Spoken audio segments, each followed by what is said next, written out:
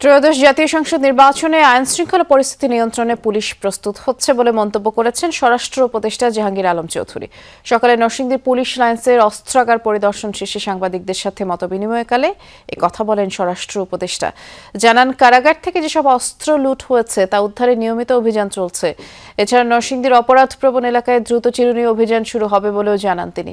নির্বাচন নিয়ে জনগণের মতো পুলিশের মনোবল বৃদ্ধি পেয়েছে বলে মন্তব্য করেন স্বরাষ্ট্র উপদেষ্টা।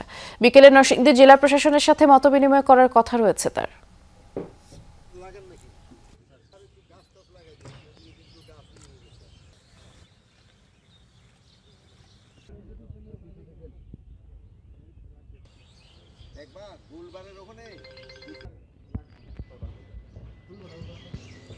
চিন্তা ভাবনা করছে একটা কম্বিং অপারেশন করা, যেহেতু ওখানে সন্ত্রাসীর আড্ডা অনেক বেশি, ওখানে হাতিয়ার ঠাতিয়ার আছে, ওইগুলি যেভাবে একটা সব সেনাবাহিনী, পুলিশ, র্যাব সবাই মিলা একটা কম্বিং অপারেশন করা যায়।